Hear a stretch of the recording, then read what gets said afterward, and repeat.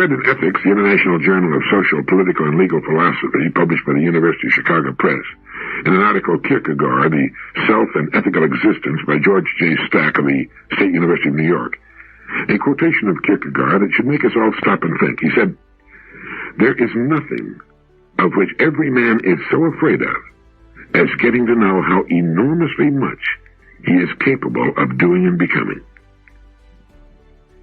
There is nothing of which every man is so afraid of as getting to know how enormously much he is capable of doing and becoming. And then Stack writes, one can refuse to seek self-knowledge, can live an unexamined life, or can fall into moral indifference.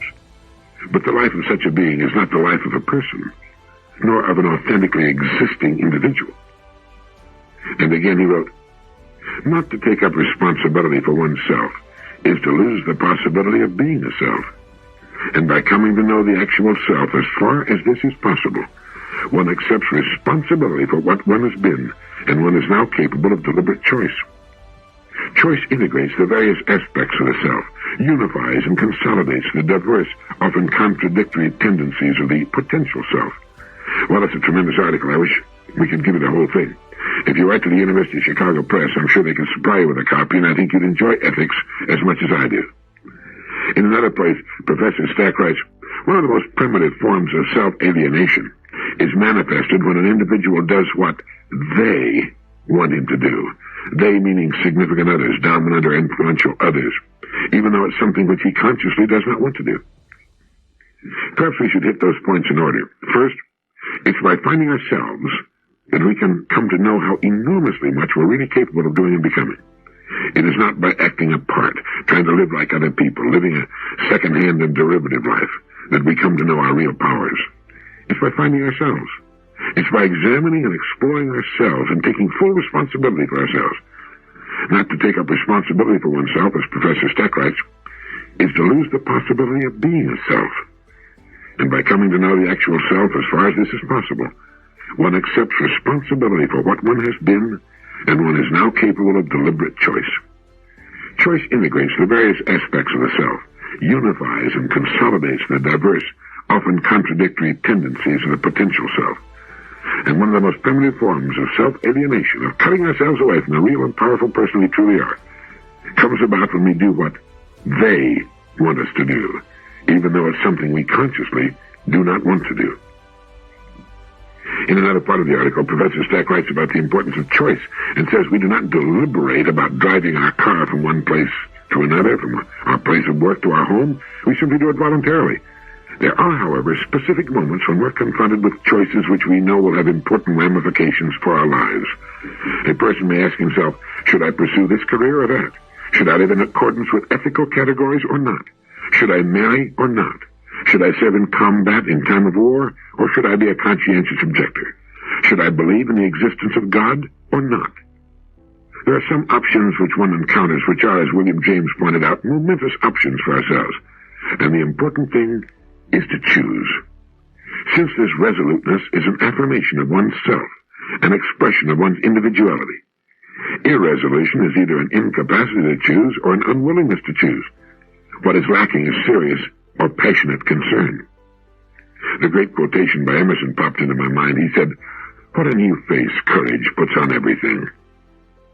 It's by having the courage to make the decisions that represent our real gut choices, to take responsibility for our decisions in our lives, that we will find our true powers. As Mumford writes, the great mass of comfortable, well-fed people of our civilization live lives of emotional apathy and mental torpor, lives of enfeebled desire, second-hand lives. And he said, the Greeks had a word for this pallid simulacrum of real existence. They called it Hades. I think it can be said that the great majority of people do not really live as we like to think of that word at all. They spend their lives as puppets, with the strings in the hands of they, what they say, what they think, how they live. George Stack reminds us that Socrates held that it is by no means necessary that everyone become a man, and Kierkegaard held that it is by no means necessary or inevitable that one become a person or an integral self. The act of choosing is not only individuating, but it's an act whereby the individual both expresses and attains freedom. The primitive freedom an individual has is the freedom for possibility. Before William James, Kierkegaard insisted that only in a world in which there is possibility is freedom itself possible. And he writes, an individual who chooses himself ethically, chooses himself as this concrete individual who exists here and now, and whose present existence has been shaped by causal factors which he appropriates.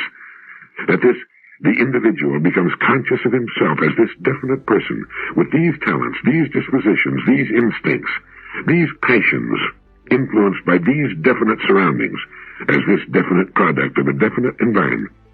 But being conscious of himself in this way, he assumes responsibility for all this. Having freely chosen what has been, as it were, imposed upon him, the individual is now able to bear responsibility for what he does with these inherited dispositions, these psychological tendencies or characteristics. Freedom is not, as it was for Spinoza, the recognition of necessity, but it is manifested in and made possible by the appropriation of necessity and possibility. Human freedom is not given as such, except as a possibility that may be actualized. It is the finite freedom of a person who is shaped and influenced by some circumstances which are outside his power. Man is determined in his being, but determining in his becoming. Choosing oneself as determined is a condition for the possibility of realizing oneself as free, for possibilities positive for oneself. And not to act on a possibility is to run the risk of losing that possibility as possibility. And I've long been of the opinion that trying to play it too safely is about the best way in the world to remove most of all possibility from our lives and end by missing the boat, by missing ourselves and our powers. Dr. Frederick S. Perls agreed with this idea too. His book, Gestalt Therapy Verbatim, is one of the most charming, educating, and refreshing books I've read in a long time. I've become a fan of Gestalt therapy, and as he points out in the frontispiece, to suffer one's death and to be reborn is not easy. I think we do this when we shrug off the phony life imposed upon us by others and the environment as much as we can, and take responsibility for ourselves and our future. The prayer in Gestalt therapy is great. It goes like this: I do my thing, and you do your thing. I am not in this world to live up to your expectations, and you are not in this world to live up to mine. You are you, and I am I. And if by chance we find each other, it's beautiful. If not, it can't be helped.